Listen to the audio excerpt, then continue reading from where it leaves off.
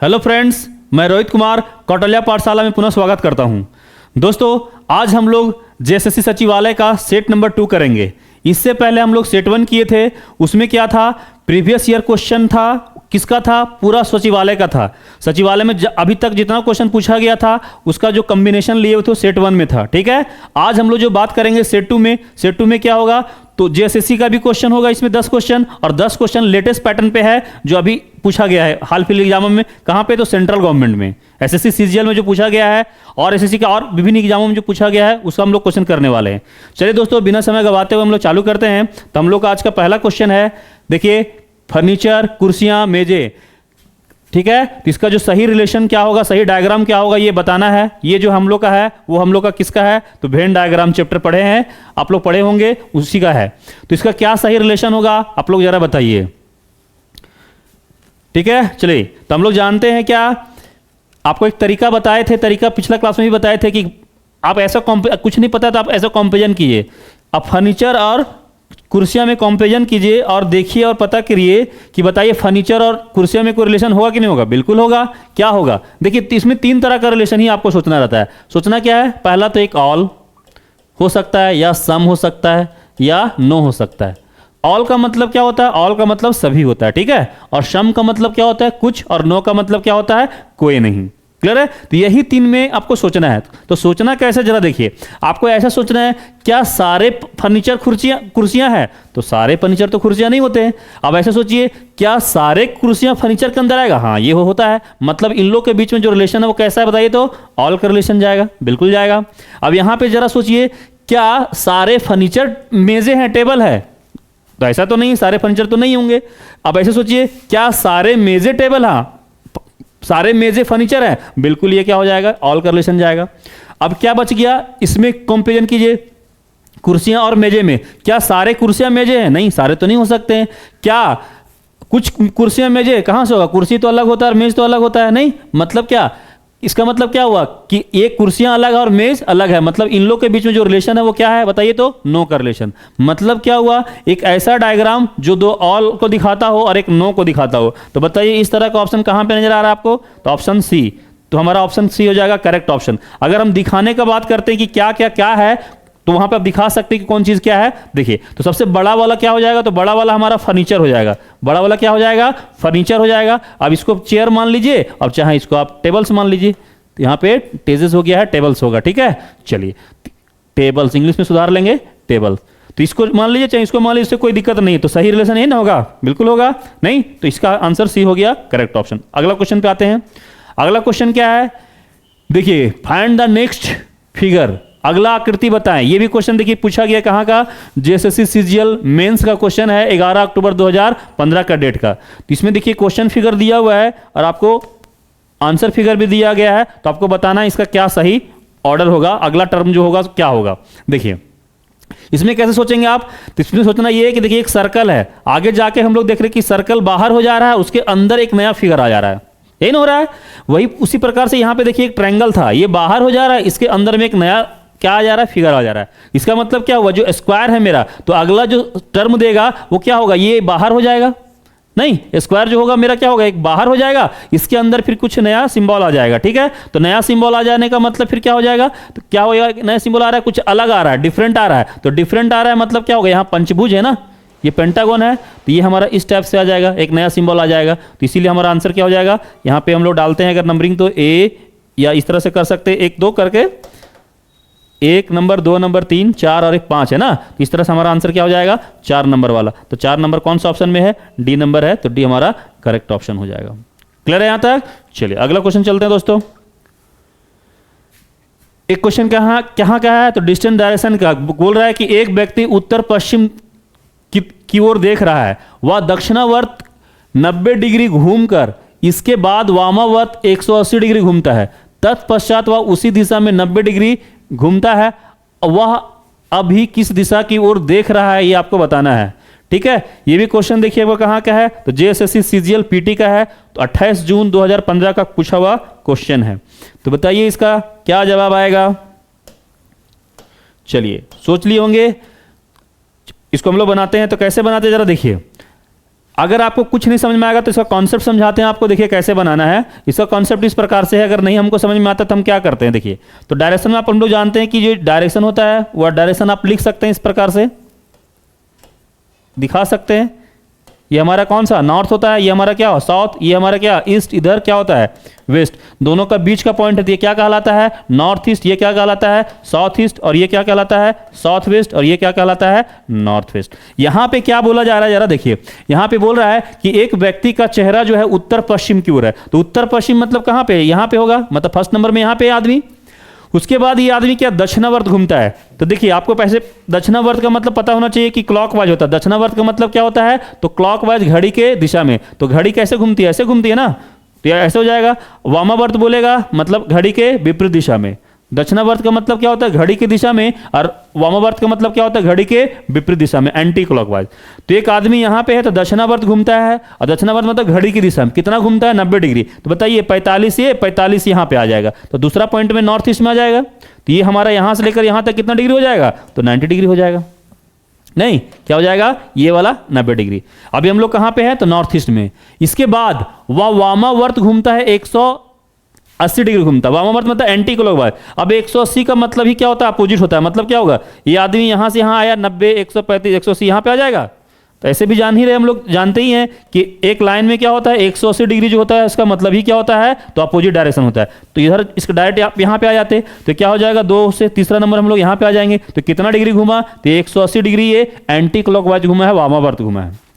उसके बाद फिर क्या बोला, तत्पश्चात उसी दिशा में, मतलब किस दिशा में, जो पहले बोला गया है। तो पहले क्या बोला गया, मतलब जो भी बोला गया था तो क्या बोला गया था कि ये एंटी क्लॉक घड़ी के विपरीत दिशा में घुमा है कितना 180 डिग्री। इसका मतलब क्या 90 डिग्री भी क्या घूमेगा, घड़ी के विपरीत दिशा में ही घूमेगा। तो घड़ी के विपरीत दिशा कहने का मतलब 90 डिग्री, मतलब कहां से आ जाएगा, यहां से आ जाएगा, ये यहां पे आ जाएगा। तो तीसरा नंबर यहां था और चौथा नंबर में कहां पहुंच जाएंगे, तो हम लोग यहां पहुंच जाएंगे। तो बताइए कौन सा डायरेक्शन में आ गया है ये इसका चेहरा, तो साउथ ईस्ट। हमारे पास कहीं ऑप्शन है, बिल्कुल ऑप्शन डी है, और वो करेक्ट ऑप्शन हो जाएगा। समझ में आया, एक बार फिर से समझ लिए। देखिए क्या करना है इसमें, जो पहला बोला था उस डायरेक्शन में दिखा दिए कि उसका आदमी का चेहरा था किधर था, नॉर्थ वेस्ट की तरफ था। इसके बाद ये आदमी क्या करता है, पहली बार 90 डिग्री घूमता है घड़ी की दिशा में, तो यहाँ पे आ गया। फिर दूसरा पॉइंट यहाँ पे आ गया। तीसरा पॉइंट में क्या हुआ कि घड़ी के विपरीत दिशा में 180 डिग्री घूमता है, तो कहाँ पे आ गए थे, साउथ वेस्ट की तरफ। अब फिर क्या है कि 90 डिग्री घड़ी के विपरीत दिशा में ही जाना है, तो मतलब यहाँ से यहाँ आ जाएंगे। और ये चौथा पार्ट हो गया, चौथा पॉइंट में हो गया। और चौथा में कहाँ पे पहुंच गए हम लोग, तो साउथ ईस्ट में पहुंच गए। तो पूरा पार्ट बाय पार्ट लिख के आपको बता दिए। अगर कुछ नहीं समझ में आएगा तो आप ऐसे कर सकते हैं, लेकिन सवाल उठता है क्या ऐसे बनाना है, जी नहीं, ऐसे बनाना नहीं है। अगर इस तरह बनाएंगे तो प्रॉब्लम क्या है, टाइम चला जाएगा। तो फिर बनाना कैसे है, आइए इस पे हम लोग बात करते हैं। देखिए इसको बताते हैं, हम आपको ध्यान समझिए। यहाँ पे इसका ट्रिक बताते हैं, जबरदस्त ट्रिक बताने जा रहे हैं। आप ध्यान इसको समझिए, आपको आसानी से समझ में आ जाएगा। देखिए इस तरह का क्वेश्चन में क्या करना है, देखिए इसमें क्या है ना, इस टाइप में है आपको कि 8 डायरेक्शन में कोई ना कोई एक डायरेक्शन आपको जरूर बताएगा। जैसे यहाँ पे दिया हुआ है, इस क्वेश्चन को हम लोग शॉर्ट में ऐसे लिख देते हैं कि एक आदमी का जो चेहरा है वो किधर है, तो 8 में कोई दिया गया डायरेक्शन नॉर्थ वेस्ट की तरफ है ना, नॉर्थ वेस्ट की तरफ है। अब कितना घूमे वो टर्न को लीजिए। तो पहले आप ये आदमी क्या है कि 90 डिग्री जो आदमी है उसको घूमता है क्या, तो क्लॉकवाइज घूमता है, घुमा है ना। उसके बाद फिर क्या है, घुमा है 180 डिग्री, फिर ये एंटी क्लॉकवाइज घूमता है। फिर उसके बाद क्या करता है कि ये 90 डिग्री जो है ना, ये क्या घूमता है, तो ये 90 डिग्री फिर आपका जो सेम घूमा है, मतलब एंटी क्लॉकवाइज ही ये घुमा है। तो हमसे ये पूछा जा रहा है कि इस आदमी का चेहरा किस दिशा में है, किस डायरेक्शन में है, यही हमें बताना है। ठीक है, तो देखिए एक तरीका इसमें क्या होता है, जरा समझ लीजिए, इसका कॉन्सेप्ट को समझिए। आपको यह करना है कि अगर डायरेक्शन सेम होगा, सेम डायरेक्शन मतलब क्लॉकवाइज और या एंटी क्लॉकवाइज, सेम डायरेक्शन रहेगा, तो सेम डायरेक्शन में आपको क्या करना है, प्लस करना है। ठीक है, क्लॉकवाइज एंटी क्लॉकवाइज प्लस होता है। और अपोजिट डायरेक्शन रहेगा, अपोजिट मतलब एक क्लॉकवाइज और एक एंटी क्लॉकवाइज रहेगा, तो उस केस में क्या करना है, अपोजिट वाला में आपको माइनस करना है। ठीक है, सेम डायरेक्शन में क्या करना है, प्लस करना है, और अपोजिट में क्या करना है, तो माइनस करना है। तो कहने का मतलब क्या है, देखिए अब यहां पे देखिए कि ये हमारा क्या है कि एक क्लॉकवाइज दिया हुआ है और एक यहाँ एंटी क्लॉकवाइज दिया है। तो अगर मान लीजिए इसको हम लोग देते हैं यहाँ पे, तो सेम में हो जाता है, तो क्या होगा, प्लस हो जाएगा। तो प्लस करेंगे तो कितना हो जाएगा बताइए, तो 270 डिग्री नहीं, 270 डिग्री क्या हो गया, तो 270 डिग्री जो मेरा हुआ है वो 270 डिग्री किधर से आया है, तो क्लॉकवाइज, सॉरी एंटी क्लॉकवाइज है ना, एंटी क्लॉकवाइज। और फिर क्या है 90 डिग्री हमारा ये क्लॉकवाइज है। 90 degree clockwise. 270 degree same same में क्या कर दिए, प्लस कर दिए, तो 270 डिग्री कितना हो गया, एंटी क्लॉकवाइज में, और 90 डिग्री हमारा क्या है, क्लॉकवाइज में। तो अब अपोजिट डायरेक्शन हो गया, तो अपोजिट में हम लोग क्या करते हैं, तो अपोजिट में हम लोग डिफरेंस लेते हैं, अंतर लेते हैं। ठीक है, चलिए, तो दोनों का अंतर लेंगे तो कितना डिग्री आ जाएगा, 180 डिग्री। अब 180 डिग्री किधर से आएगा, तो जाहिर सी बात है किधर से आएगा, एंटी क्लॉकवाइज में आएगा। और एक चीज दोस्तों आप याद रखेंगे कि 180 डिग्री का मतलब, 180 डिग्री का मतलब क्या होता है, अपोजिट डायरेक्शन। जहां भी रहेंगे आप अपोजिट डायरेक्शन में चले जाइएगा। ठीक, अपोजिट डायरेक्शन का मतलब अपोजिट हो जाएगा। एक चीज और याद रखिएगा आप कि 0 डिग्री का मतलब क्या होता है, सेम डायरेक्शन। 0 डिग्री का मतलब क्या होता है, सेम डायरेक्शन। जिधर मूव करिएगा कर रहे होंगे उधर ही आप मूव करते रह जाइएगा, 0 डिग्री में नहीं, इस तरह से होता है 0 डिग्री। 2 पॉइंट बहुत इंपॉर्टेंट है, 180 डिग्री का मतलब अपोजिट डायरेक्शन होता है, और 0 डिग्री का मतलब क्या होता है, तो सेम डायरेक्शन होता है। क्लियर है, चलिए अब यहां तक समझ गए होंगे। तो इसका मतलब क्या हो गया, 180 डिग्री अपोजिट डायरेक्शन। तो किसका अपोजिट, देखिए किसका अपोजिट, तो नॉर्थ वेस्ट का उल्टा। तो अगर आपको देखिए नहीं याद है तो तरीका भी बताए हैं आपको, देखिए इसका तरीका क्या है, नॉर्थ का उल्टा आप कर दीजिए, तो नॉर्थ का उल्टा लिख दीजिए, क्या होता है, साउथ, और वेस्ट का उल्टा क्या होता है, ईस्ट, लिख दीजिए यहां पे, वही आपका आंसर हो जाएगा। साउथ ईस्ट मतलब क्या, दक्षिण पूर्व। दक्षिण पूर्व था ना, इसलिए आंसर क्या हो जाएगा, दक्षिण पूर्व। तो इस तरह से फिगर नहीं बनाना है आपको, क्या करना है समझ में आया। अगर आपका अपोजिट डायरेक्शन होगा तो क्या कर देना है, डिफरेंस लेते हैं, और अगर सेम डायरेक्शन में वो क्या करते हैं, प्लस करते हैं।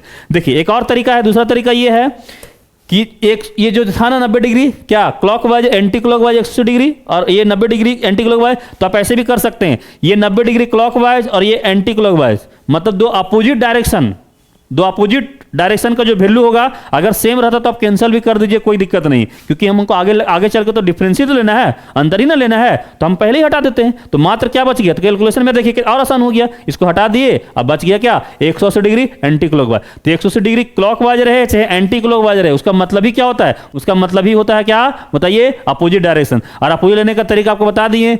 देखिए सब कोई जानता है नॉर्थ का उल्टा साउथ होता है, ईस्ट का उल्टा वेस्ट होता है, इसमें कोई दिक्कत नहीं होता है। जरा सा दिक्कत हो जाता है तो कहां पे होता है, तो आपका सब डायरेक्शन में, लेकिन उसमें भी दिक्कत नहीं होना चाहिए। नॉर्थ का उल्टा लिख दीजिए, क्या होता है, साउथ, वेस्ट का उल्टा लिख दीजिए, क्या होता है, ईस्ट, यही इसका अपोजिट होगा। समझ में आया, मजा आया ना ट्रिक। चलिए तो ऐसे मजा लेते रहना और पढ़ते रहना। चलिए अगला क्वेश्चन पे हम लोग चलते हैं। अगला क्वेश्चन में क्या है कि कंप्लीट द फॉलोइंग सीरीज, ये सीरीज का क्वेश्चन है, वर्बल सीरीज का क्वेश्चन है, तो हमको बताना है कि अगला क्वेश्चन मार्क की जगह में क्या आएगा। चलिए देखिए, तो यहां पे हम लोग देख पा रहे हैं कि जे से एल हो गया। देखिए इसमें करना क्या है, पहला लेटर को पहला के साथ देखिए, दूसरा को दूसरा के साथ देखना है, तो पोजीशन याद होना बहुत जरूरी है। तो हम लोग जानते हैं कि जे यहां पे 10 नंबर, ये 12 नंबर, तो इसमें देख रहे हैं क्या, +2 हो रहा है। अब यहां पे 12 से 15, इसमें देख रहे हैं +3 हो रहा है। अब 15 से 19, यहां +4 हो रहा है, तो जाहिर सी बात है अगला क्या होगा, +5 होगा। तो हम लोग जानते हैं एस जो होता है वो 19 नंबर पे, तो 19 और 5 24, तो 24 पे हम लोग जानते हैं कौन सा लेटर होता है, तो एक्स होता है। ठीक है, तो जब आंसर करने का बात हो तो फटाक से हम लोग यही आंसर कर देंगे, लेकिन चलिए सीख रहे हैं तो सीखते हैं। अब अगला देखते हैं सीरीज फॉलो कैसे कर रहा है। यहाँ पे 5 और 3 है, तो 5 और ये 8 है, तो मतलब +3 जा रहा है यहाँ पे। 8 से देखिए हो गया है 12, मतलब क्या हो गया, +4 गया। अब यहाँ 12 से हो गया 17, मतलब +5 गया, तो जाहिर सी बात है अगला क्या आ जाएगा, +6 जाएगा। तो 17 और 6 23, हम लोग जानते हैं 23 पे कौन सा लेटर होता है, तो W होता है, इसीलिए हमारा आंसर बनेगा तो क्या बन जाएगा, X और W। क्लियर है, चलिए अगला क्वेश्चन पे आते हैं। अगला क्वेश्चन देखिए एनालॉजी का क्वेश्चन है, नंबर एनालॉजी का क्वेश्चन है, तो इस प्रकार से भी क्वेश्चन पूछा जाता है। ये क्वेश्चन देखिए कहां पूछा गया है, तो जेएसएससी एसआई 2017 का क्वेश्चन है ये। ठीक है, तो हम आपको पहले बता चुके हैं कि आज का जो सेट में क्वेश्चन लिए हैं वो जेएसएससी का डिफरेंट एग्जाम का भी लिए। ठीक है, इसके बाद 10 क्वेश्चन के बाद फिर हमारा लेटेस्ट क्वेश्चन भी आएगा एसएससी सीजीएल सेंट्रल गवर्नमेंट का। चलिए देखिए, तो इसमें आपको करना रहता है क्या, एनालॉजी का मतलब क्या होता है, इन लोगों के बीच में जैसा रिलेशन है वैसे हमको अगला चाहिए होता है, यही मतलब होता है एनालॉजी का।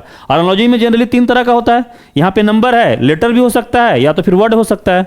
क्लियर है, तो इससे ये लाना है, तो जाहिर सी बात है अगर आप देखिए सोचना कि इसमें एनालॉजी में सोचना फिर कैसे है, तो सोचना है हम लोग देख रहे हैं नंबर को देख के आपको एक आइडिया लगना चाहिए कि ये जो नंबर है, देखिए अगर हम गुना करेंगे तो बहुत कम नंबर आएगा, तो हम लोग क्या देख रहे हैं, इसका क्यूब के आसपास का नंबर है। क्यूब मतलब कितना, तो 6 का क्यूब, तो 6 का क्यूब हम लोग जानते हैं कितना होता है, तो 216 होता है, लेकिन यहां 252 लिख रहा है। तो जरा बताइए तो कि 252 में कितना घट रहा है, हम लोग ये भी पता कर सकते हैं ना कि 252 में कितना घट रहा है, ऐसे पता कर लीजिए आप कि 252 में हमारे 600 घटा देते कितना हो जाएगा, यहाँ पे बताइए तो, यहाँ 6 हो जाएगा, यहाँ पे 4 था, यहाँ हो जाएगा आपका 3, बाकी तो 0 हो जाएगा। मतलब देखिए अगर हम 6 का क्यूब लेते हैं तो 216 तो आ जाएगा, लेकिन अभी भी हमारा घट रहा है कितना, 36। तो क्या हम लोग इसको ऐसे लिख सकते हैं? कैसे? इसका मतलब क्या हुआ, इसमें जो कॉन्सेप्ट लगा हुआ है 6 का क्यूब प्लस क्या है 6 का स्क्वायर। 36 जो होता है वो क्या होता है 6 का स्क्वायर ही होता है ना। तो 6 का स्क्वायर कर दीजिए इसमें, 6 का क्यूब कर दिए तो बिल्कुल आपका क्या आ जाएगा 252। तो वही कॉन्सेप्ट इसमें अप्लाई कर देना है। मतलब क्या 9 का क्यूब ले लेना है, 9 का क्यूब प्लस क्या कर देना है 9 का स्क्वायर। तो 9 का क्यूब आपको पता होना चाहिए कितना होता है 729। उसके बाद हम लोग जानते हैं 9 9 81 होता है। अब देखिए जोड़ दीजिए तो 9 और 1 10 के 0 हाथ बच गया 1, 8 और 2 10 11 के 1 हाथ बच गया 1, 7 और 1 8, मतलब कितना आ गया 810। हमारे पास ऑप्शन है सी हमारा करेक्ट ऑप्शन हो जाएगा। समझ में आया? तो इसमें क्या करना होता है, इसके बीच में जैसा रिलेशन है वैसे हमें अगला चाहिए। ठीक है, इस तरह से होता है एनालॉजी में। चलिए अगला क्वेश्चन पे आते हैं हम लोग। अगला क्वेश्चन देखिए कैलेंडर का क्वेश्चन है। ये भी क्वेश्चन देखिए कहाँ का है, दरोगा में पूछा गया है आपका, झारखंड में ही 2017 वाला क्वेश्चन है। ठीक है, तो इसमें क्या है कि 8 जून 2017 को कौन सा दिन था। क्लियर है? अब देखिए कैलेंडर बनाने का बहुत तरीका है, बहुत लोग अलग अलग कॉन्सेप्ट से बनाते हैं। ठीक है, लेकिन हम जो यहाँ पे कॉन्सेप्ट यूज करते हैं वो कॉन्सेप्ट निमोनिक कोड को यूज करते हैं। उससे देखिएगा क्या होगा, बहुत आसानी से क्वेश्चन बनता है और बहुत शॉर्ट टाइम में, मतलब पेन छूने की जरूरत ही नहीं पड़ता है। ठीक है, देखिए तो कहने का मतलब क्या है, इसको कैसे सॉल्व करेंगे वो देख लीजिए। हम आप सॉल्व करके दिखाते हैं। जैसे हमारा क्वेश्चन क्या है कि 8 जून 2007 को कौन सा दिन था, ये ना पूछ रहा है हमसे क्वेश्चन। चलिए तो हम लोग जानते हैं इसमें, देखिए आपको भी पता है कि ये 7 का मतलब रिमाइंडर भागा देते हैं 7 से। तो हम लोग रिमाइंडर पता करते हैं तो 7 एकम 7 से भागा देंगे तो क्या हो जाएगा, एक बार में आएगा, रिमाइंडर भी कितना हो जाएगा 1 हो जाएगा। और जून का कोड जो निमोनिक कोड हम लोग यूज करते हैं, हम उस जून का कोड होता है 6। ठीक है, जून का कितना हो जाता है, सॉरी 6 नहीं 5 हो जाएगा, 5 जून पर्यावरण दिवस याद रखना है। मंथ का कोड होता है कुछ इस प्रकार से, आपको हम बता देना चाहेंगे। यहां पे देखिए हम किस तरह से बनाते हैं कि अगर कोड आपका 0 से 3 रहा, ठीक है, तो 0 से 3 मतलब 4 का डिफरेंस लेते हैं, इसमें हम सेम कोड लेते हैं। सेम मतलब कुछ भी प्लस नहीं करते हैं। अगर कोड 4 से 7 के बीच में जाता है तो इसमें हम +1 करते हैं। अगर कोड हमारा 8 से 11 के बीच में आता है तो इसमें हम +2 करते हैं।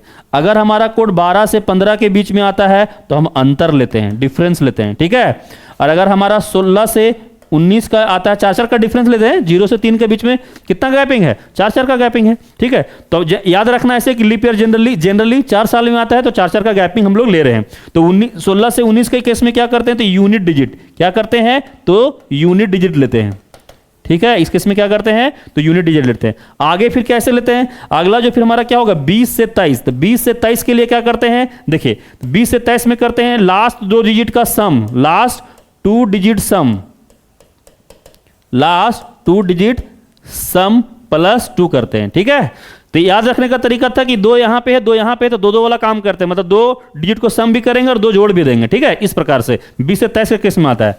24 से 27 के केस में क्या होता है, 24 से 27 के केस में हम लोग इसमें भी क्या करते हैं, तो अंतर लेते हैं। कैसे याद रखना था कि 24 जो है वो मल्टीपल किसका है, 12 का ही मल्टीपल है ना, 12 का मल्टीपल 24 है। तो जब यहां पे अंतर हो रहा है तो वहां भी क्या होगा, अंतर ही होगा। 24 से 27, बस 27 तक ही टेबल याद रखना है। उसके बाद फिर हम लोग जब 28 के बाद आता है तो 28 का बाद में करने के लिए क्या करते हैं, 28, 56 और 84 को माइनस करते हैं। जो घटेगा उस ईयर में, जो घटेगा फिर घटने के बाद कहीं ना कहीं इसी में आ जाएगा, क्योंकि हम लोग जान ही रहे कि 7 क्या है, 27 तक टेबल लिए हैं, तो जाहिर सी बात है जब 28 का मल्टीपल घटाएंगे तो कहीं ना कहीं यही आ जाएंगे और उसका कोड यूज कर लेते हैं हम लोग।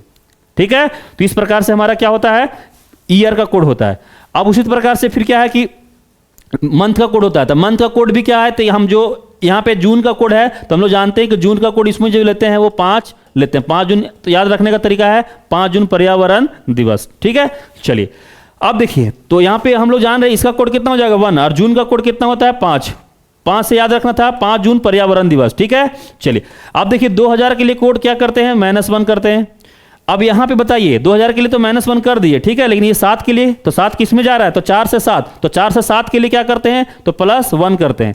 ठीक है, तो कितना बन गया 8। अब देखिए इधर से कितना हो गया -1, इधर से 8 आ गया, तो दोनों सॉल्व हो गए, कितना दे देगा बताइए, तो 7 दे देगा। और 7 का मतलब कितना होता है बताइए, 7 का मतलब 0, 7 का मतलब क्या होता है 0, क्योंकि हमेशा रिमाइंडर जो हम लोग निकालते हैं तो 7 से भागा दे के निकालते हैं, तो रिमाइंडर ऑफ 7 जो होता है वही ऑड डे कहलाता है। तो इसमें हम लोग जो रिमाइंडर 7 यहाँ पे देखिए 7 आया, अब 7 से भागा देंगे तो रिमाइंडर क्या आ जाएगा 0 आ जाएगा।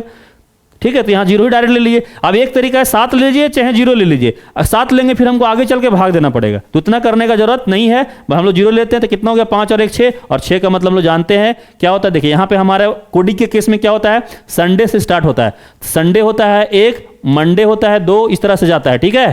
ट्यूसडे होता है 3, वेडनेसडे होता है हमारा 4, और थर्सडे होता है 5, और फ्राइडे हमारा 6 होता है। फ्राइडे हमारा 6 होता है, सैटरडे रहेगा तो 7 बोल दीजिए चाहे 0 बोल दीजिए, क्योंकि हम लोग जब 7 से भागा देंगे तो जाहिर सी बात है रिमाइंडर यही सब कोई ना कोई आएगा, नंबर आएगा, और जो नंबर आएगा वही दिन आपका हो जाता है, ठीक है। तो इस केस में हमारा जो ऑड डे आया कितना आया, 6 आया, और 6 के केस में हम लोग जानते हैं कौन सा दिन होता है, बताइए तो फ्राइडे होता है, शुक्रवार होता है। तो इस क्वेश्चन का जो जवाब होगा शुक्रवार होगा, option B will be correct option. तो इतना तो आपको समझाने के लिए किए। देखिए डायरेक्ट क्वेश्चन सॉल्व हो जाता है कैसे, एक बार फिर से देखिए, अब तो आपको समझ में आ गया होगा करना क्या है। देखिए 8 का मतलब देखिए कितना, एक ही लाइन में सॉल्व हो जाए। 8 का मतलब 1, जून का कोड 5, 2000 का कोड हम लोग -1 यूज करते हैं, ठीक है। अब 4 से 7 में जा रहा है, 4 से 7 में क्या +1 करते हैं, तो कितना हो गया 8। इधर से देखिए -1, इधर से 8, कितना आ गया 7, 7 मतलब क्या होता है 0, तो 5 और 1 कितना हो गया 6, और 6 का मतलब क्या होता है फ्राइडे। बस ऐसे ही करना है, इतना तो आपको समझाने के लिए हम लोग डायरेक्ट ऐसे कर देते हैं, क्लियर है। तो इस प्रकार से क्वेश्चन बनता है कैलेंडर का। तो इससे शॉर्ट हमको नहीं लगता है कोई इससे शॉर्ट होगा। आप किताब में देखिएगा, बुक में देखिएगा तो देखिएगा कैसे यूज करता है लोग, ठीक है। चलिए हम लोग अगला क्वेश्चन पे आते हैं दोस्तों। अगला क्वेश्चन क्या है, नंबर कोडिंग का है। यदि यहां पे मिस्टेक हो गया है इंग्लिश में, ठीक है। यदि ई यहां पे होगा E = 5 और ईयर = 49, तो लीप का कोड क्या होगा यही आपको बताना है। तो एक बात तो समझ में आ रहा है कि ई जो हमारा यहाँ पे है वो दिख रहा है स्पष्ट। ई क्या है, तो 5 नंबर पे है, तो वही 5 नंबर लिख दिया होगा। तो वहां से तो अब 5 आने का बहुत तरीका है, हो सकता है उसमें गुना किया हो सकता है भाग किया हो, पता तो चलेगा नहीं। हमें क्या पकड़ना होगा, तो ईयर से पकड़ना होगा। तो ये क्या है, नंबर कोडिंग है, लेटर से हमें नंबर लाना है। तो कैसे लाएंगे जरा देख लीजिए। ये हमारा ईयर से लाना है 49। अब कैसे आएगा, दिमाग लगाना है। चलिए तो सबसे पहले कुछ नहीं आएगा तो पहले पोजीशन पुट करते हैं हम लोग। ये 25 number, 5 number plus 1 number plus 18 number, position सबको याद होना चाहिए, ठीक है। चलिए अब अगला ये अब इसको सॉल्व करते, देखिए यहाँ पे कितना होता है, जोड़ के देखते हैं कितना आ रहा था। ये 8 और 1 9, 9 और 5 14 और 5 19 के 9 हाथ में बच गया। 1 और 1 2, 2 2 और 2 4, देखिए 49 आ रहा है। इसका मतलब समझ में आ गया हमें क्या है, कुछ नहीं किया, बस प्लेस वैल्यू लिया, पोजीशन पुट कर दिया उसका, नहीं। तो इसका मतलब यही बात है कि यहाँ पे ई हमारा 5 नंबर पे होता है, तो डायरेक्ट ये लिख दिया है, ठीक है। तो वही चीज हमें किसका निकालना है, तो लीप का निकालना है। चलिए लीप का निकालते हैं हम लोग। तो लीप का कितना होगा ये हमें बताना है। तो करना क्या है, पोजीशन पुट करना है। तो हम लोग जानते हैं एल होता है 12 नंबर पे, एल फॉर लंच, लंच का टाइम 12 बजे, 5 तो याद ही रहेगा, 1 तो याद रहेगा। और पी का पूजा नाम की लड़की 16 सोमवारी करती है, 16 साल की है, ऐसे याद रखना है। चलिए तो अब जोड़ दीजिए कितना होगा, 5 6 और 1 7, 7 और 5 12, 12 और 2 14 के 4, 14 का कितना हो गया 4 हाथ बच गया 1 और 1 2, 2 और 1 3, ठीक है, 2 और 1 3 मतलब 34। तो इसीलिए हमारा जो करेक्ट ऑप्शन हो जाएगा option C will be correct option. Clear है, इस प्रकार से हमारा बनता है। तो इसमें देख रहे हैं पोजीशन और अपोजिट आपको बहुत इंपॉर्टेंट है, अगर ये याद रहता है तो बहुत कैलकुलेशन हमारा बहुत फास्ट हो जाता है। अगला क्वेश्चन पे आते हैं।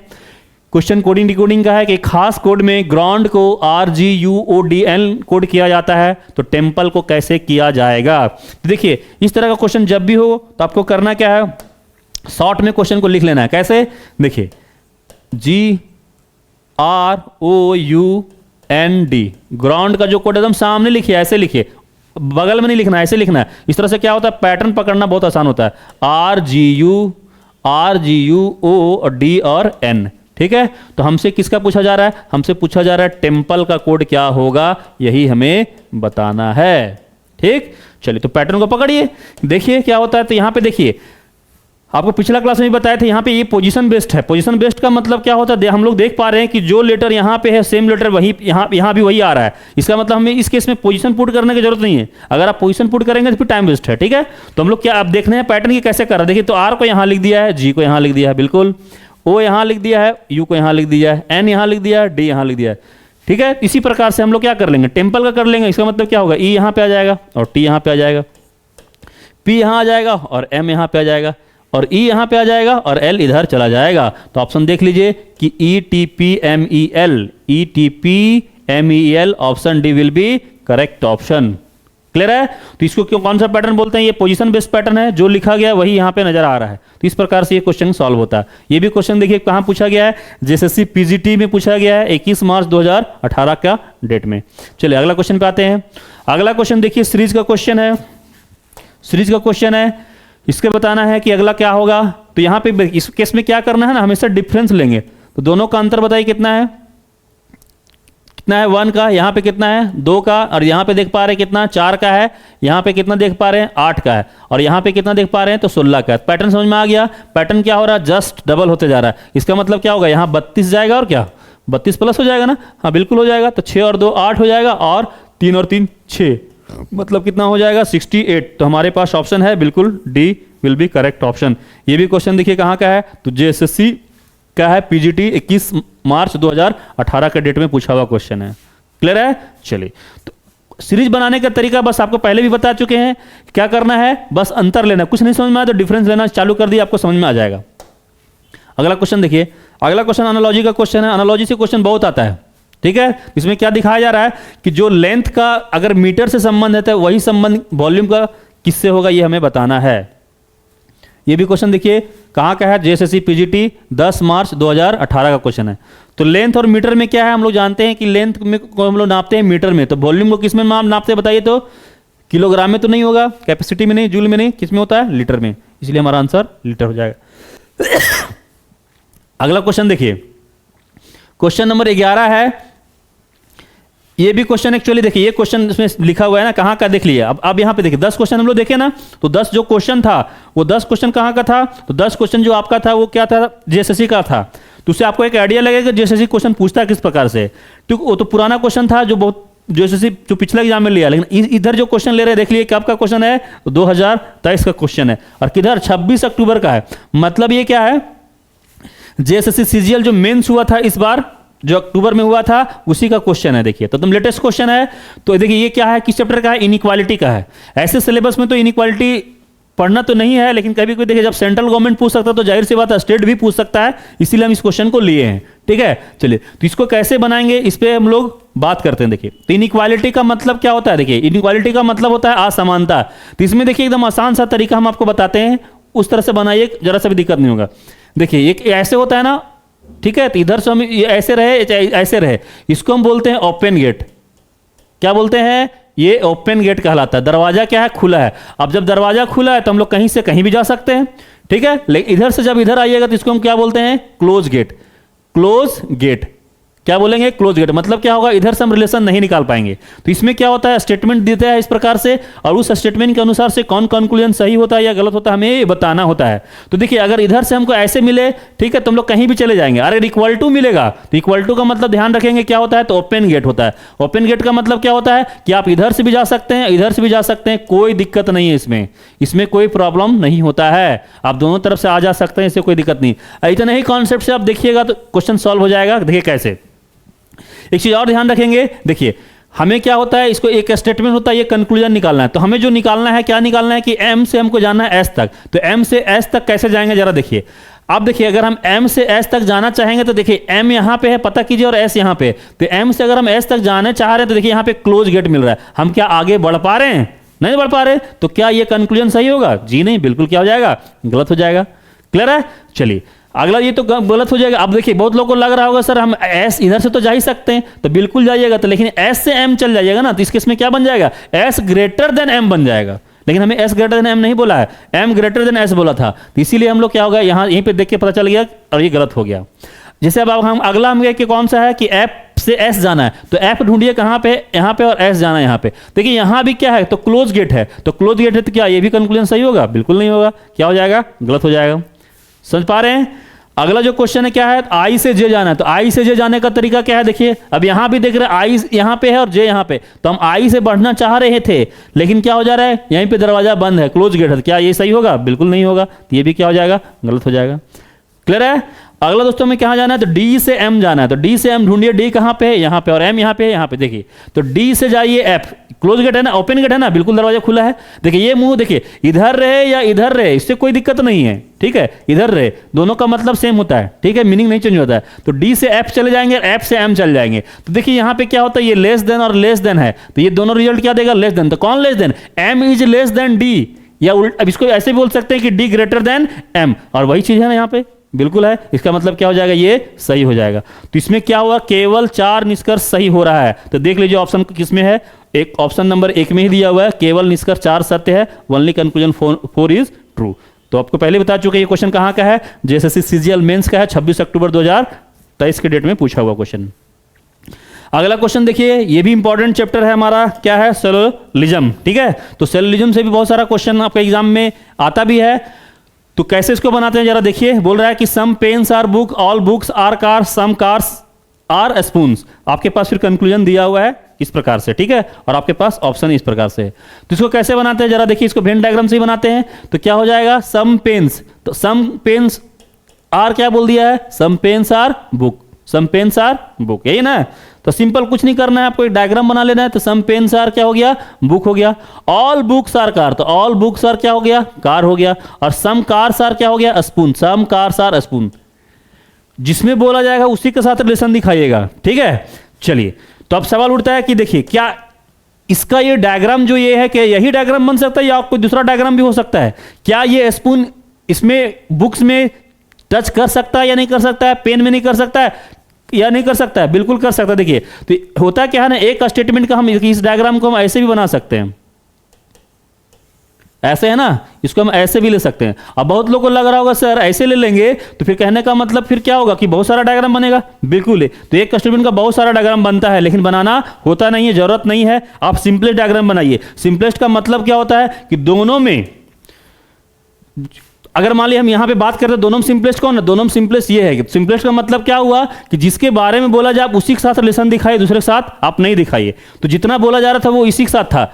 यहां पे क्या बोला गया है कि आपको जो है स्पून और बुक में कोई रिलेशन नहीं दिया है, लेकिन ये हो सकता है क्योंकि मना भी तो नहीं किया है, तो टच कर सकते हैं, ठीक है। चलिए अभी दिमाग में इसको नहीं रखना है, अभी इसी से चलना है। तो इसी से कैसे बनाएंगे जरा देखिए, डायग्राम सिंपल बन गया। अब देखिए क्या बोल रहा है कि सम स्पून्स आर पेन। तो यहां देखिए स्पून यहां पे है और पेन यहां पे है। तो आपको ऐसे सोचना है कि देखिए यहां स्पून और पेन है, यहां तो नहीं है लेकिन ये टच भी तो कर सकता है, हो भी तो सकता है। क्यों, अगर इस तरह से हम लोग कर देंगे तो होने लग जाएगा। तो देखिए कहने का मतलब क्या है, अगर कोई स्टूडेंट इसको बनाएगा ठीक है, तो कोई इसको बनाएगा तो गलत मारेगा, लेकिन कोई स्टूडेंट अगर इसको बनाता तो वो सही मारेगा। अब एक जगह गलत हो रहा है, एक जगह सही हो रहा है, ठीक है। तो इस केस में क्या इसको बोलते हैं कि कंट्राडिक्शन हो रहा है। तो कंट्राडिक्शन के केस में क्या होता है, हमेशा कंक्लूजन गलत ही आ जाएगा। अगर एक जगह सही एक जगह गलत, अगर ऐसा आता है तो कंक्लूजन हमेशा क्या हो जाएगा, गलत हो जाएगा। कंक्लूजन तभी सही होता है जब 100% हम सही रहते हैं, ट्रू रहते हैं। क्लियर है। चलिए तो इस प्रकार से हमारा क्या हो जाएगा, ये जो कंक्लूजन था वो क्या हो जाएगा, सम स्पून्स आर पेन। तो हो भी सकता है नहीं हो सकता, कंट्राडिक्शन था तो क्या हो गया, गलत हो गया। आगे क्या बोल रहा है, सम बुक्स आर पेन। तो सम बुक्स आर पेन, देखिए बुक्स यहां पे है और पेन यहां पे। देखिए हम कुछ भी करेंगे, चाहे ये डायग्राम लीजिए चाहे ये डायग्राम लीजिए, तो सम बुक्स आर पेन हो रहा है कि नहीं हो रहा है, बिल्कुल हो रहा है। ये कंक्लूजन क्या हो जाएगा, सही हो जाएगा। तो ये हमारा 2 कंक्लूजन दिया हुआ था, जिसमें से क्या हो रहा है कि दूसरा वाला कंक्लूजन सही है। मतलब कौन सा ऑप्शन, केवल निष्कर्ष 2 अनुसरण करता है, ओनली कंक्लूजन 2 फॉलोज। तो इस प्रकार से बनता है और आसानी से आपको इस तरफ कर पाएंगे। चलिए अगला क्वेश्चन। अगला क्वेश्चन देखिए दोस्तों हम लोग का किसका है, तो डाइस का क्वेश्चन है। तो एक पिछला क्लास में सेट 1 में लिए थे तो उसमें क्या समझाया था आपको, तो ओपन डैश बताए थे। ओपन डैश में क्या बताए थे, उसमें 6 वो सरफेस नजर आता था, लेकिन इसमें क्या है कि ये क्लोज डैश है। तो क्लोज डैश में देखिए इसमें कितना फिगर दिया हुआ है, तो 4 फिगर दिया हुआ है। और इसमें पूछा क्या है, तो 1 का विपरीत पूछा जा रहा है हमसे, अपोजिट ऑफ 1 पूछा जा रहा है। देखिए ये भी क्वेश्चन कहाँ का है, जेएसएससी सीजीएल 11 अप्रैल 2022 का डेट में पूछा हुआ क्वेश्चन है। आपके पास 4 फिगर दिया गया है। तो इसको कैसे बनाना है, देखिए इसको बनाने का तरीका देखिए, कुछ नहीं करना है। डाइस वाला क्वेश्चन में आपको देखिए कितनों फिगर दे, आपको घबराना नहीं है, टेंशन नहीं लेना है। आपको हमेशा क्या करना है, 2 ऐसा फिगर को पकड़ना है जिसमें मात्र एक एलिमेंट कॉमन हो। क्या बोले, समझ में आया। डाइस का क्वेश्चन देखिए, कॉन्सेप्ट आपको समझा देते हैं। इसका होता क्या है, देखिए दो फिगर का हम लोग अगर बात करते हैं तो 2 फिगर मान लिए, एक यहां लिए एक फिगर यहां लिए। तो अगर हम लोग 2 फिगर का बात करते हैं तो इसमें जनरली 3 केस बन सकता है। क्या हो सकता है, कॉमन का अगर हम लोग देखते हैं कॉन्सेप्ट तो हो सकता है एक एलिमेंट यहां पे कॉमन हो, एक एलिमेंट यहां कॉमन हो, या हो सकता है क्या एक एलिमेंट कॉमन हो, तब हम लोग जानते हैं कि क्या करते हैं। तो एक एलिमेंट कॉमन वाला भी तुरंत बताएंगे क्या होता है। अगर मान लीजिए 2 एलिमेंट कॉमन है तो क्या करते हैं, अगर दो एलिमेंट कॉमन होगा तो क्या करना है, अगर element no element common, no element is common, कोई एलिमेंट कॉमन ही नहीं होगा तो फिर क्या करना है। अगर ये तीन चीज समझ आएंगे फिर डाइस का क्वेश्चन आपसे आराम से बन जाएगा। ठीक है, तो इस क्वेश्चन में देखिए क्या है, इस क्वेश्चन में ये है कि चार फिगर दिया हुआ, तो आपको पकड़िए, मान लीजिए ये डाइस को देखिए तो कितना कॉमन है।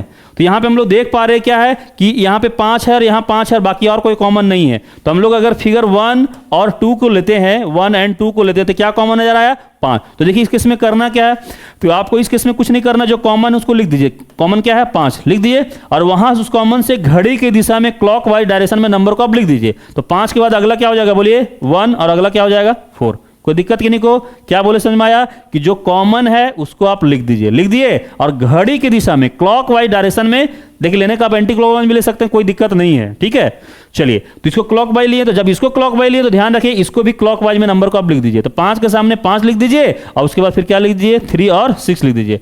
तो यहां पे कहने का मतलब क्या है कि जो आप देख पा रहे होंगे यहां पे कि 4 और 6 आया है, एक दूसरे का अपोजिट है। तो 5 का उल्टा 5 तो नहीं होगा, 5 का उल्टा क्या होगा, 5 तो नहीं होगा। क्यों, क्योंकि देखिए हम लोग डायस में जानते हैं 6 सरफेस होता है, 1 2 3 4 5 और 6। तो कहने का मतलब 1 और 3 एक दूसरे का उल्टा है, 4 और 6 एक दूसरे का उल्टा है, तो जाहिर सी बात है 2 और 5 एक दूसरे का उल्टा होगा कि नहीं होगा। तो 5 का उल्टा 5 तो नहीं होगा, क्या हो जाएगा, तो 2 हो जाएगा। 5 का उल्टा क्या हो जाएगा, 2 हो जाएगा। हमसे पूछा किसका था, 1 का विपरीत पूछा था, तो कोई दिक्कत नहीं, 1 का विपरीत हमारा क्या हो जाता, 3 हो जाता। ऑप्शन डी हो जाएगा हमारा आंसर। क्लियर है, आप किन्हीं को लग रहा होगा सर अगर हम इसको लेते हैं तो लग रहा होगा, तो अगर मान लीजिए इनको हम लोग लेते हैं तो यहाँ पे भी देखते हैं कॉमन क्या है, यहाँ पे देखिए 3 है, यहाँ पे 3 है, तो बिल्कुल यहाँ से भी आप बना सकते हैं, कोई दिक्कत नहीं होगा। देखिए 3 ले लिए, 6 ले लिए, क्लॉकवाइज लिख दिए, 3 6 5, नहीं 3 के सामने फिर 3 लिख दिए, उसके बाद फिर क्या हो गया 4 और 2। अब 3 का अपोजिट 3 तो नहीं होगा, जो नंबर मिसिंग है, क्या नंबर मिसिंग है, 1। आप गौर से देखिए यहाँ 3 और 1 अपोजिट है, यहाँ भी 3 और 1 अपोजिट है, 4 और 6 अपोजिट है, अपोजिट है, 5 और 2 भी अपोजिट है। क्या दोनों सेम आया कि नहीं आया, बिल्कुल आया। समझ में आया। इसका मतलब क्या हुआ, इसका मतलब यही है कि देखिए अगर आपका क्वेश्चन सही है डाइस में, डाइस का क्वेश्चन भी बहुत किताब में गलत भी रहता है, अगर आपका चेक करने का तरीका यही है कि अगर मान लीजिए आपका क्वेश्चन सही है तो कैसे भी अपोजिट निकालिएगा, कोई भी डाइस पकड़ के निकालिएगा तो अपोजिट कभी वैरी नहीं करना चाहिए, बिल्कुल क्या होना चाहिए, सेम आना चाहिए। समझ में आया बात को। तो एक बात आप माइंड से हटा दीजिएगा कि सर कौन फिगर को लेंगे, इसको लेंगे, इसको लेंगे, किसी को भी ले लीजिए, कोई दिक्कत नहीं। बस कंडीशन क्या है कि एक ही एलिमेंट कॉमन होना चाहिए। एक एलिमेंट के केस कॉमन वाला केस में क्या होता है ना कि कंफर्म अपोजिट पता चल जाता है। और जैसे मान लीजिए इसको हम लोग देखते हैं, तो यहाँ पे हम लोग क्या देख पा रहे हैं, तो यहाँ पे समझिएगा 4 और 2 कॉमन है। यहाँ पे क्या कॉमन है, 4 और 2। तो देखिए यहाँ पे लिखे थे ना एक एलिमेंट कॉमन वाला, समझ में आ गया होगा कि जब 2 डाइस में एक एलिमेंट कॉमन होता है, देखिए यहाँ पे 4 लिए उससे कोई दिक्कत नहीं, 2 ही ना देख रहे हैं हम लोग। तो अगर 2 डाइस रहे चाहे 4 डाइस, उसमें मतलब नहीं है। अगर एक एलिमेंट कॉमन है तो उस केस में करना क्या है, क्लॉकवाइज में लिख देना एलिमेंट को, आपको बस आपका डायरेक्ट आंसर निकल के आ जाएगा। अब दूसरी बात, दूसरा कंडीशन में क्या है कि 2 एलिमेंट कॉमन है, तो इस केस में क्या करना है, जैसे इस फिगर में देख रहे हैं कि 2 एलिमेंट कॉमन है, तो इस केस में क्या करना है कि जो बचा हुआ एलिमेंट है कौन कौन, 1 और 3, ये अपोजिट हो जाएगा। और जो 2 कॉमन एलिमेंट है कौन कौन, 2 और 4, इसका अपोजिट क्या होगा, जो छिपा हुआ एलिमेंट है कौन कौन, 5 और 6। मतलब क्या हुआ, देखिए यहां से अगर इस क्वेश्चन का जवाब तो खैर यहां से भी दे सकते थे हम लोग, 1 का उल्टा क्या हो जाता, 3 हो जाता, फटाक से आंसर हो जाता। लेकिन अगर यही 2 और 4 5 पूछता तो हम लोग फंसते। ठीक है, तो आपको तरीका बता दिए कि अगर 2 एलिमेंट कॉमन होगा तो उस केस में क्या करना है आपको, बचा हुआ एलिमेंट एक दूसरे का अपोजिट होगा, और जो 2 कॉमन एलिमेंट है उसका अपोजिट क्या होता है, तो छिपा हुआ एलिमेंट होता है। शॉर्ट में आपको ये बता दिए कि 2 एलिमेंट कॉमन रहने से क्या होता है। अब तीसरा एक पॉइंट लिखे थे कि जब एलिमेंट कॉमन ही नहीं होगा, जब अलग अलग होगा, तो उस केस में क्या होगा। चलिए आइए इसको भी समझा देते हैं आपको, ताकि आपको दिक्कत नहीं होगा। देखिए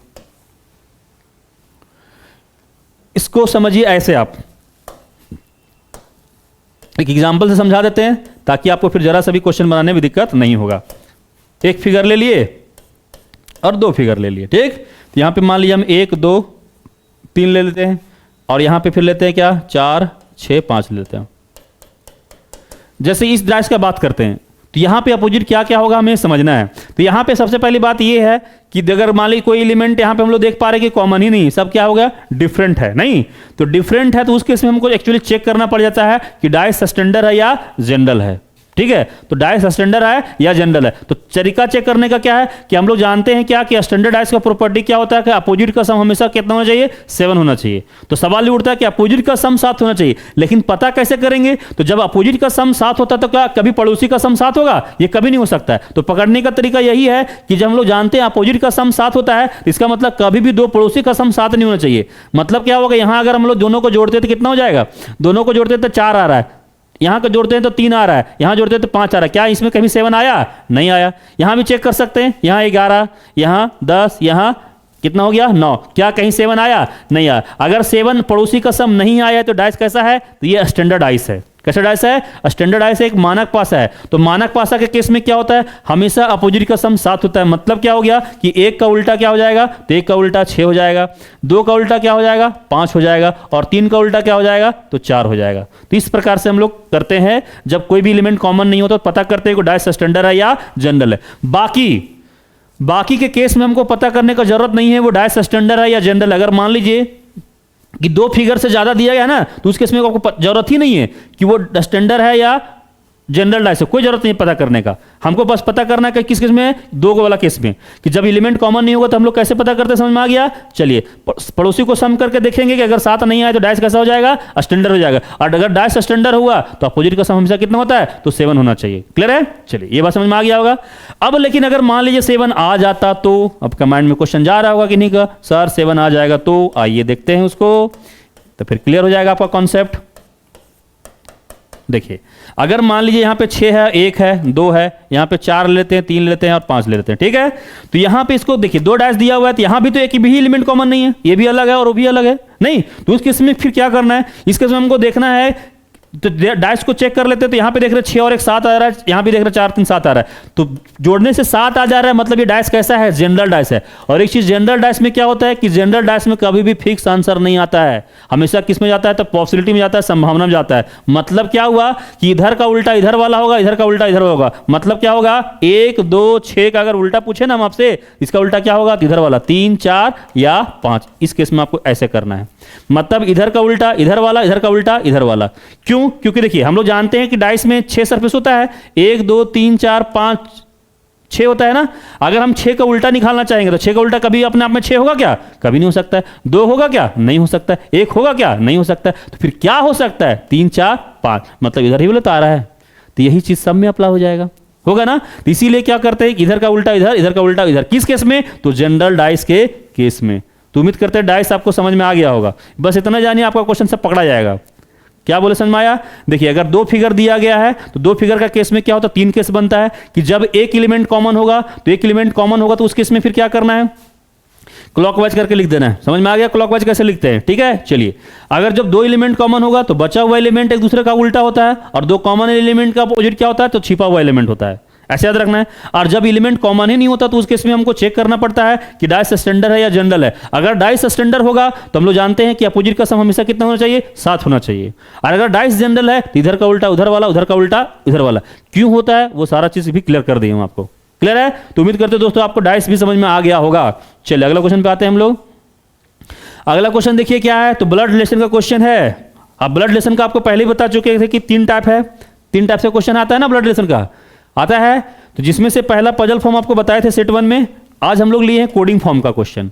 तो कोडिंग फॉर्म का क्वेश्चन देखिए, ये भी क्वेश्चन कहाँ का है, एसएससी सीपीओ का है, 24 नवंबर 2020 शिफ्ट 2 में क्वेश्चन पूछा गया है। तो देखिए कैसे बनाएंगे इस तरह का क्वेश्चन को। देखिए एक तरीका तो यह है कि फैमिली ट्री बना सकते हैं हम लोग। तो चलिए फैमिली ट्री बनाते हैं। देखिए क्या बोल रहा है यहां पे, क्वेश्चन को देखिए छिपा हुआ है, आप देखिए ये परसेंटेज बी का अर्थ, ठीक है, ए परसेंटेज बी का अर्थ बोल रहा है ए बी की बहन है, ठीक है। ए प्लस बी का अर्थ बोल रहा है ए बी का पिता है। ए साइन ऑफ एक्सक्लेमेटरी, बी का अर्थ ए बी का भाई है। 3 दिया हुआ है, कोई दिक्कत नहीं है। देखिए ये गिवन होता है, ये सब चेंज होते रहता है, इसको रटने का कोई झमेला नहीं है। बस जब दिया है वहां से देखना है, यहां से क्या करना है आपको देखना है। क्वेश्चन एक्चुअली ये है, यहां से लेना है। चलिए अगर हमको कुछ नहीं आता तो हम लोग फैमिली ट्री बनाएंगे। तो फैमिली ट्री बनाते हैं तो P sign of exclamatory H है, तो कहां से मिल रहा है, यहां से। तो ए बी का भाई है, तो यहां से हम लोग बोल सकते हैं कि पी जो है एच का भाई है। बताइए तो पी किसका भाई है, तो एच का भाई है। तो एच हम लोग ऐसे ले लेते हैं, बताए थे भाई बहन को हम लोग सिंगल एरो से दिखाते हैं। अगला H plus Q, H plus Q कहां से मच कर रहा है, तो ए बी का पिता है, तो यहां पे क्या हो जाएगा H क्यू का पिता है, तो ये पिता किसका है, क्यू का, तो क्यू नीचे आ जाएगा। अगला क्या है, परसेंटेज। परसेंटेज का मतलब क्या है, ए बी का बहन है, तो यहाँ पे क्या हो जाएगा, क्यू जो है एम की बहन है, ये किसकी बहन है, तो एम की बहन है, ऐसे ले लीजिए आप। परसेंट प्लस का मतलब क्या है, एम प्लस टी है ना, यहां से मैच कर ए बी का पिता, तो एम टी का पिता है, तो ये पिता किसका है, तो टी का, तो टी नीचे चला जाएगा।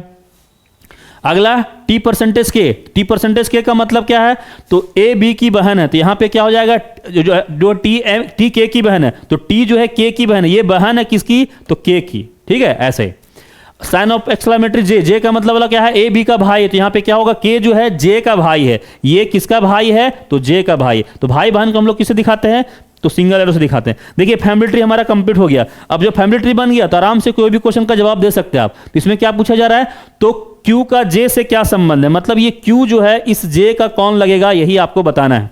देखिए करना कैसे है, अपने आप को यहां रख लीजिए, क्यू के पास रख लिए। अब यहां पे फिर क्या गए, देखिए ये मेरा, अगर मान लिया आप यहां पे, तो आपका कौन हो गया, आपका कौन हो गया, ये आपका भाई है ना, ये आपका भाई है, डबल एरो नहीं है, ये भाई है। अब भाई की ये कौन है, बेटी है, तो भतीजी लगी, और भतीजी की ये कौन है, तो भतीजी का ये भाई है, तो इसका मतलब आपका ये कौन लगा, भतीजा लगा।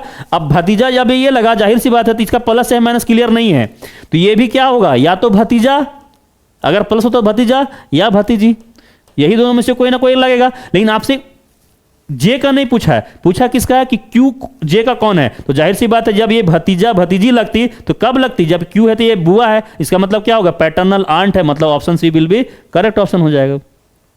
समझ में आया। तो इस प्रकार से हम लोग क्या करते हैं, जवाब सी कर देंगे और आंसर क्या हो जाता है, सी हो जाता है। ये भी क्वेश्चन तो बता चुके हैं किसमें, सीपीयू में पूछा हुआ क्वेश्चन है। तो इस तरह से फैमिली ट्री से हम लोग बनाते हैं इस क्वेश्चन को।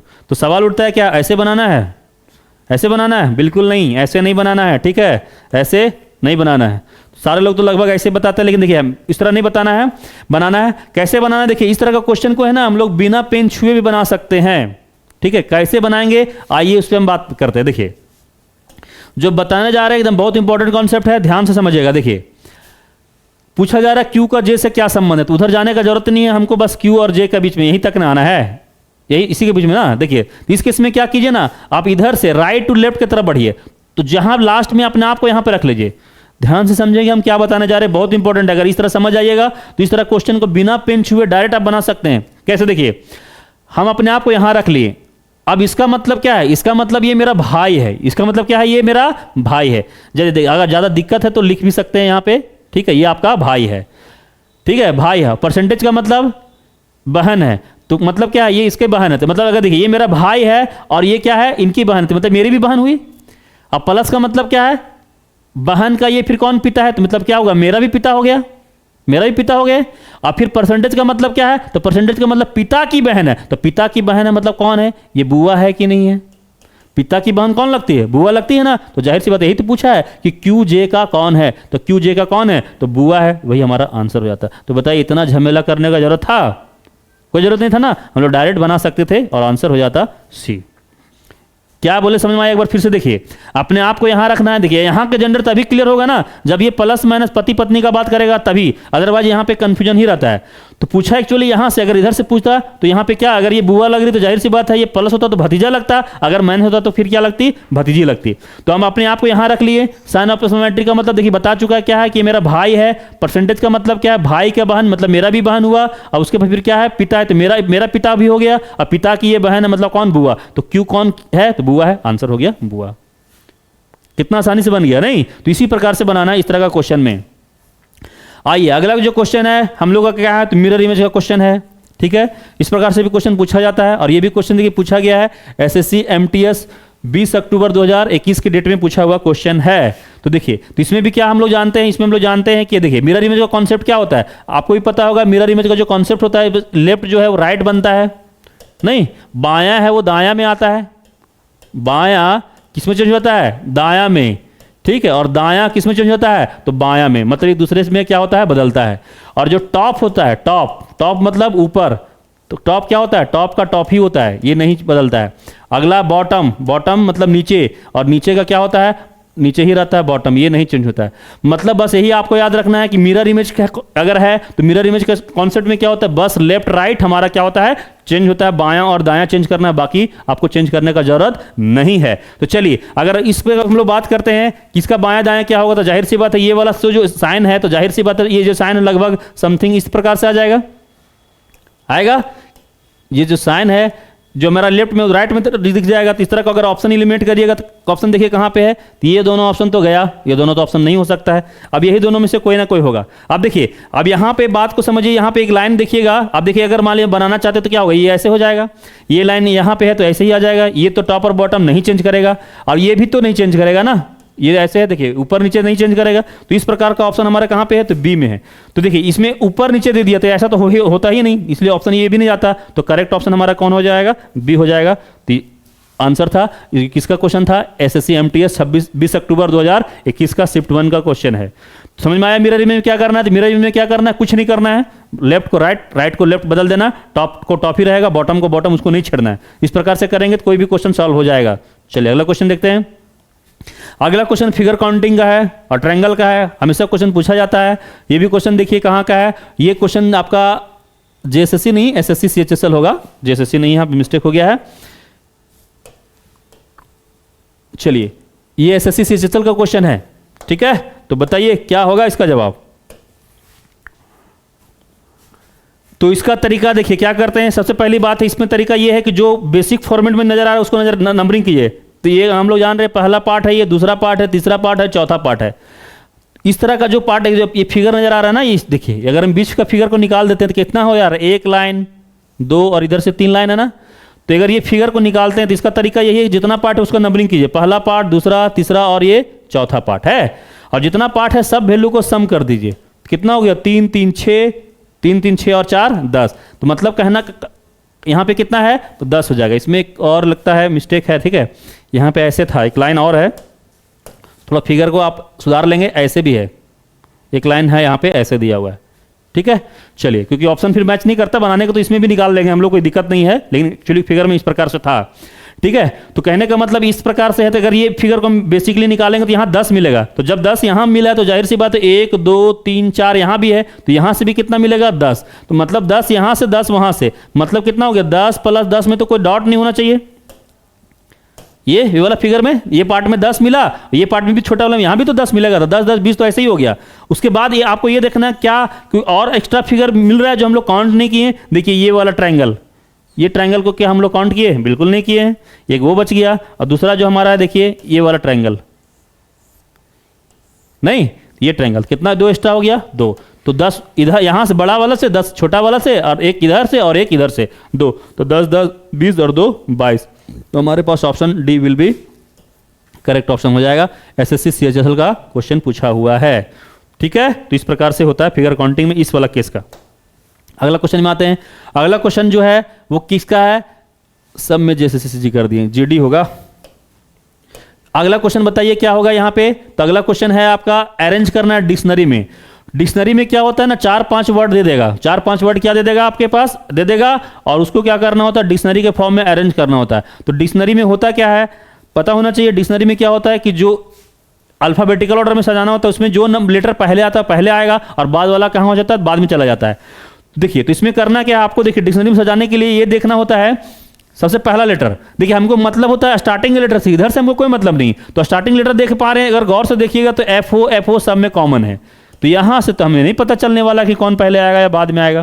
तो इसको अलग करने के लिए हम अगला लेटर को देखते हैं। तीसरा नंबर जानते हैं, यू हमारा 21 नंबर पे होता है वर्णमाला में, यू 21 नंबर पे, एन 14 नंबर पे, और सी हमारा 3 नंबर पे, और एल हमारा 12 नंबर पे। तो अब बताइए कौन सा आएगा, तो कौन सा पहले आएगा। तो जाहिर सी बात है जो नंबर पहले ना आएगा, तो पहला कौन सा आएगा बताइए। यहाँ पे 21 है, 14 है, 3 है। तो इसका मतलब जो 3 है वो कितना नंबर पे है, तो 4 नंबर पे। तो 4 पहले आ जाएगा, मतलब ये हमारा अरेंज हो गया। उसके बाद फिर क्या होने आएगा, 5 नंबर जो 12 वाला है, तो 12 वाला फिर 5 वाला आ जाएगा, तो बिल्कुल 5 वाला आ जाएगा, ये भी हम अरेंज कर लिए। अगला फिर कौन सा हो जाएगा, 3 नंबर वाला 14 वाला आ जाएगा, ठीक है। अब देखिए यहाँ पे कंफ्यूजन ये है कि यहाँ भी 21 है, यहाँ भी 21 है। तो इसको अलग करने के लिए अगला लेटर को देखते हैं। तो अगला लेटर हम लोग यहाँ पे देख पा रहे हैं, यहाँ पे देखते हैं क्या कि ये 14 है नंबर पे होता है, ये भी 14 नंबर पे होता है, डी हमारा 4 नंबर पे और टी हमारा 20 नंबर पे। तो जाहिर सी बात पहले 4 वाला ना आएगा, और 4 वाला है कितना नंबर पे, तो 2 नंबर पे, उसके बाद फिर 2 वाला आएगा, उसके बाद फिर हमारा 1 जाएगा। तो ये लॉजिकली सही ऑर्डर है डिक्शनरी का। तो सही ऑर्डर है तो इसका मतलब 4 5 3 2 1, 4 5 3 2 1 मतलब कौन सा option, option A will be correct option. देखिए यहां से बहुत सारा क्वेश्चन बन सकता है। क्वेश्चन तो एक बना, ये पैटर्न यही बन गया एक टाइप का। यहां से क्वेश्चन ऐसे पूछ सकता है कि जब इसको डिक्शनरी में अरेंज करेंगे तो सबसे पहला वर्ड कौन सा आएगा। तो इतना करने का झमेला नहीं था, डायरेक्ट आंसर 4 नंबर हो जाता। अगर हमसे क्वेश्चन ये पूछता है कि इसको डिक्शनरी में अरेंज करेंगे तो सबसे लास्ट में कौन सा वर्ड आता, तो 1 नंबर वाला जाता, मतलब ये वाला ऑप्शन हो जाता। हमसे ये भी क्वेश्चन पूछ सकता है कि जब इसको डिक्शनरी में अरेंज करेंगे तो बीच में कौन सा आएगा, 2 इधर बाद 2 इधर बाद, बीच में कौन सा आ रहा है, 3 नंबर, मतलब ये फॉन्ट जहां पे होता वो चला जाता।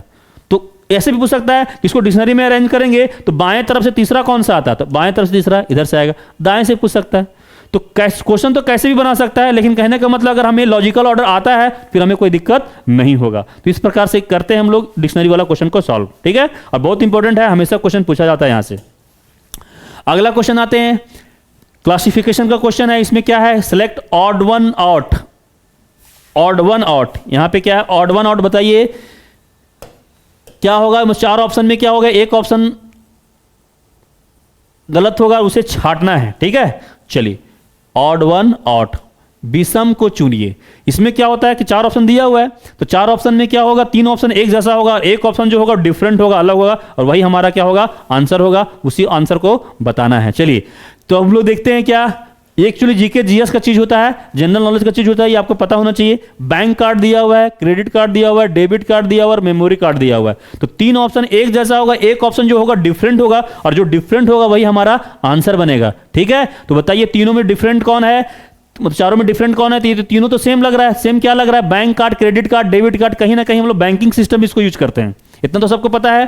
तो जो बैंकिंग में हम लोग यूज करते हैं, लेकिन मेमोरी कार्ड को हम लोग जो जनरली यूज करते हैं वो कंप्यूटर टर्मिनोलॉजी में करते हैं, कंप्यूटर के टर्म में करते हैं। तो डिफरेंट कौन हो जाएगा, वो बैंकिंग के सेक्टर में होता है और ये हमारा कंप्यूटर का सेक्टर में होता है। इसीलिए हमारा आंसर क्या हो जाएगा, D will be correct option है। ये भी क्वेश्चन देखिए कहां का है, तो जेएसएससी जीडी का पूछा हुआ क्वेश्चन है, 31 मार्च 2023 का क्वेश्चन, ये भी लेटेस्ट क्वेश्चन है।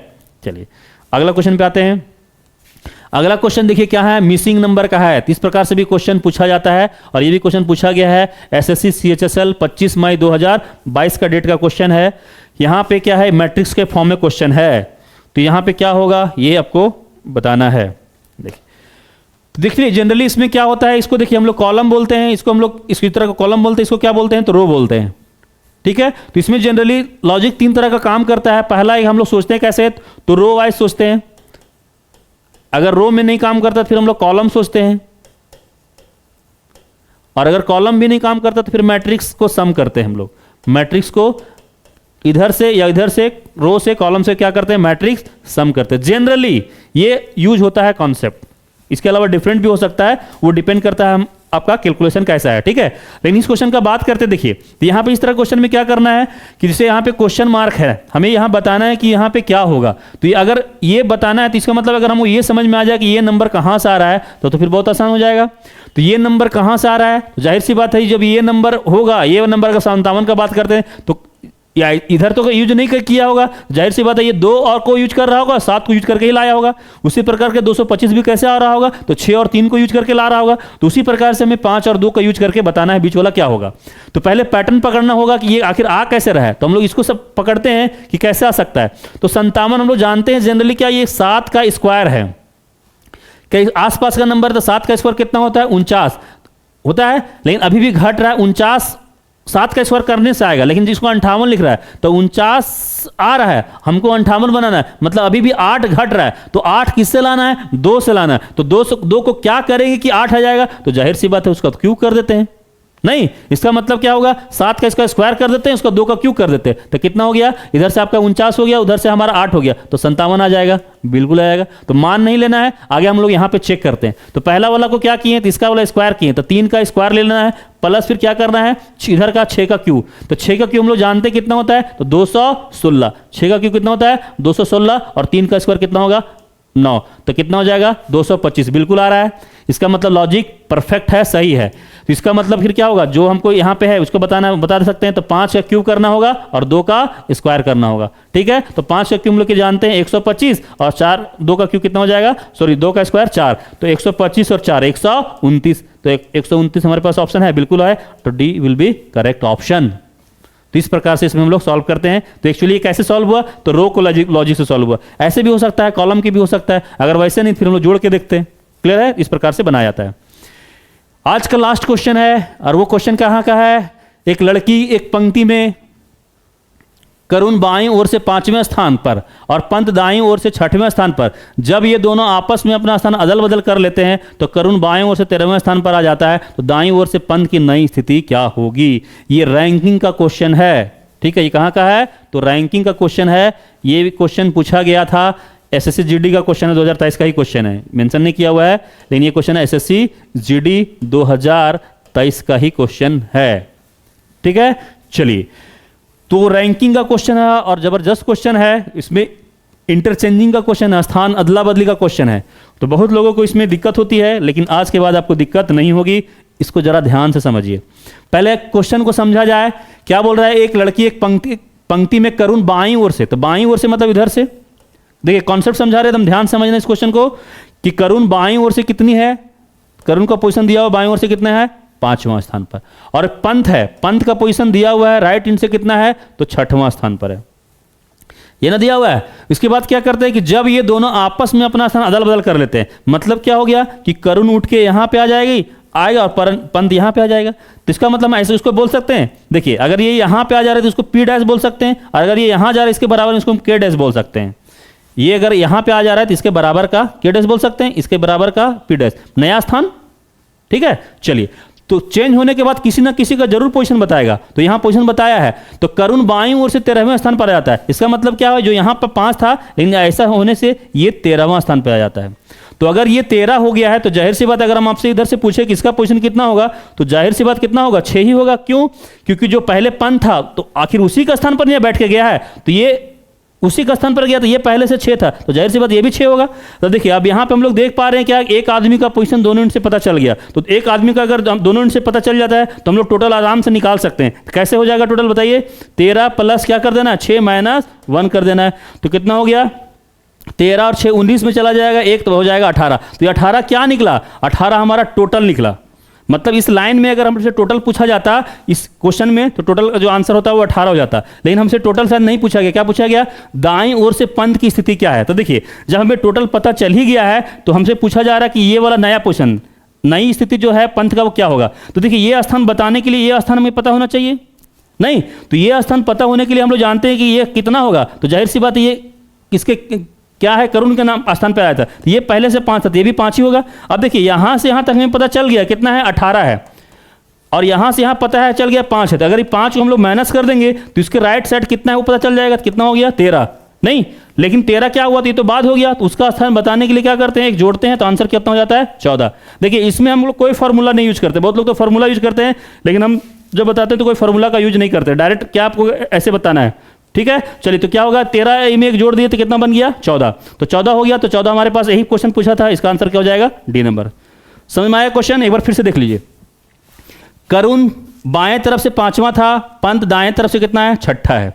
जब ये इंटरचेंज करता है, मतलब करुण उठ के आ गया है पंत के जगह में, तो इसका के डैश बोल दे रहे हैं हम।